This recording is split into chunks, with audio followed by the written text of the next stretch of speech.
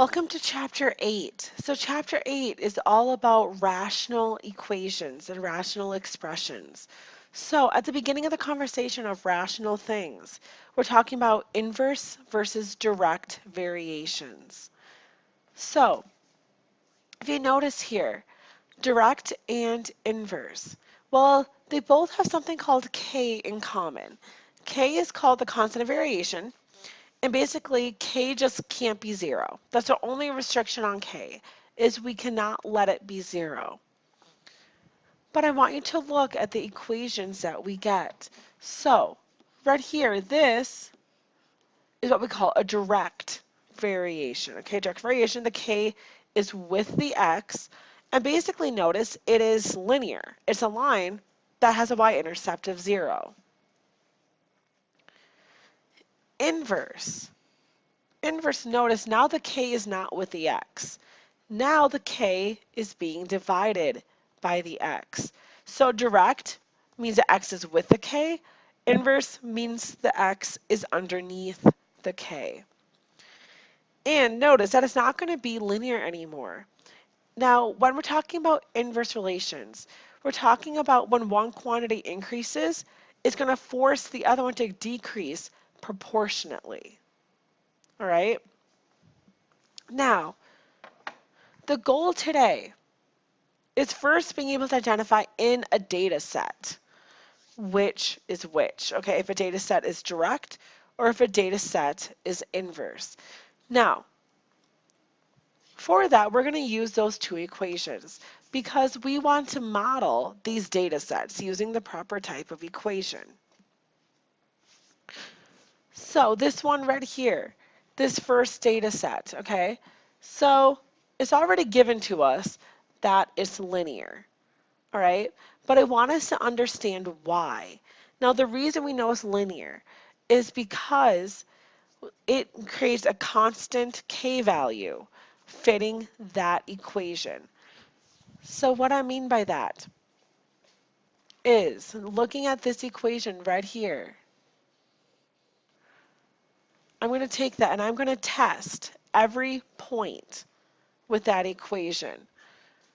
So y equals k times 0.2. So I'm going to plug that in, and notice when I solve for k, 8 divided by 0.2, I get 40.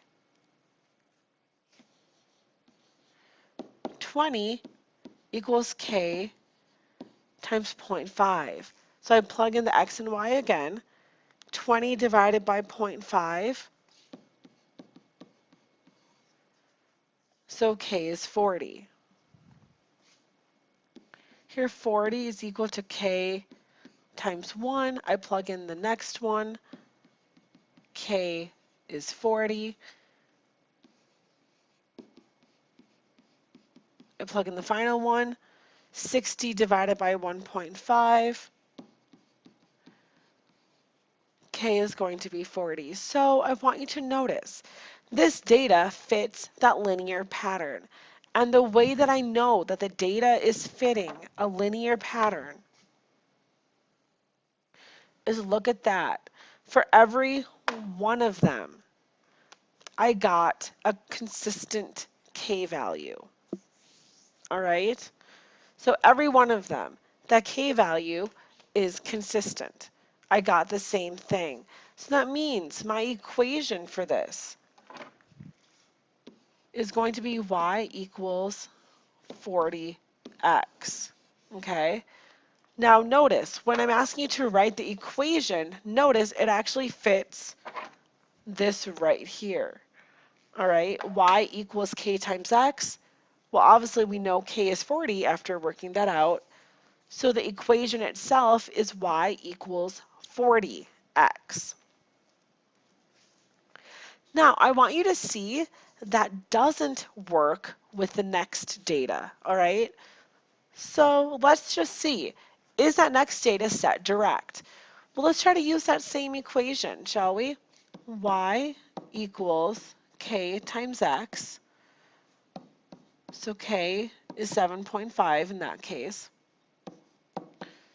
7.5 equals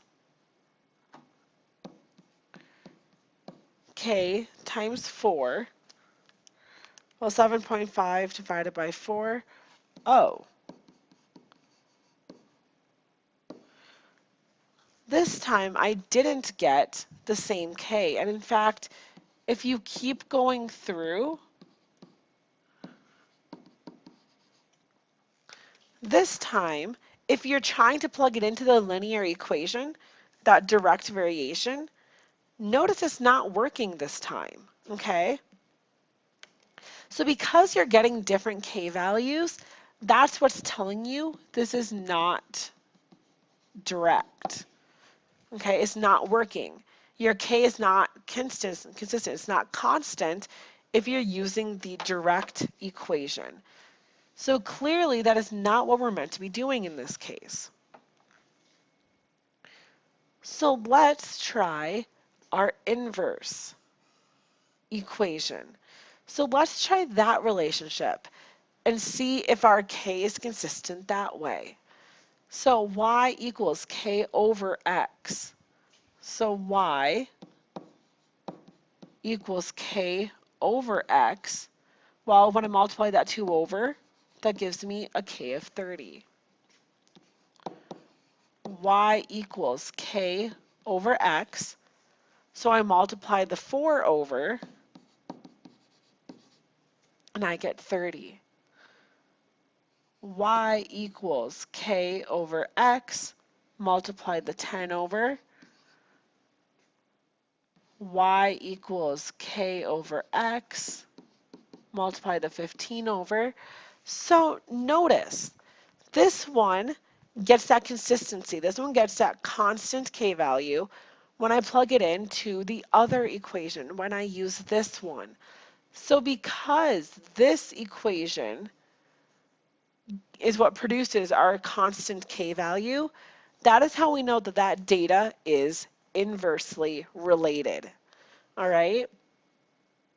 And because we know that K is 30, we can write this equation as y equals K over x.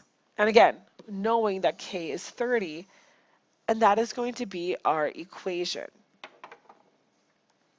So again, this is all about finding which of those two gives you a constant K when you plug in all of the data points. So that's really what this is all about. So let's try two examples where it's not already labeled for us. Okay? So again, our two types of equations. Direct, if it fits that pattern. Inverse, if it fits that pattern. All right, so for our first data set, let's check to see if it's direct. So I'm going to check y equals K times x. So in this case, K would be 6. Y equals K times x.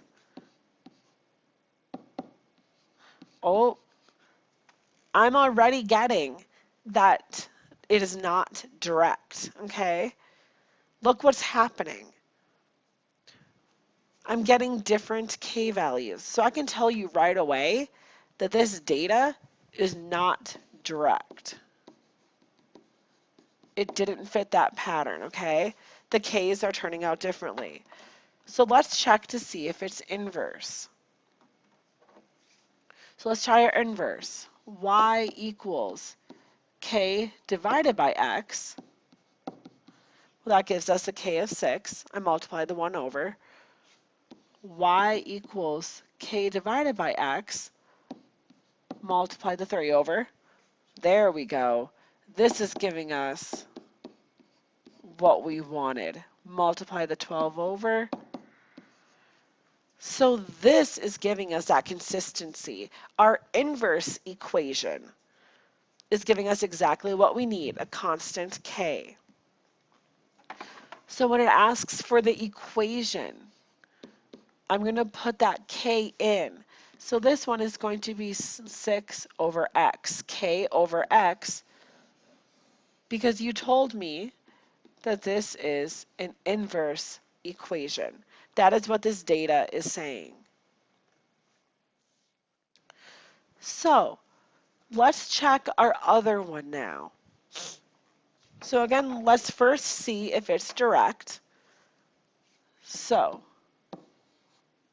negative 15 is equal to k times x. Now I should specify in this case, even though they're using different variables, you can just consider this x and y, okay? So divided by negative 3, our k is going to be 5. Y equals k times x divided by 5. Y equals k times x divided by 6.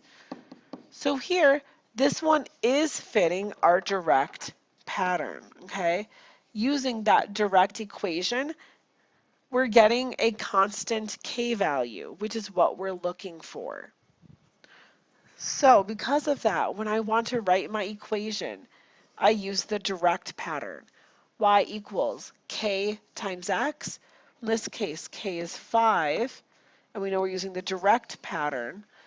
So that is how we're going to represent this equation. All right, so I know this one was a little bit more to take in, some more information, a little bit longer video, which I apologize for. But please just make sure you have all this written down, and then let me know if you have any questions before you go and try to start your practice work.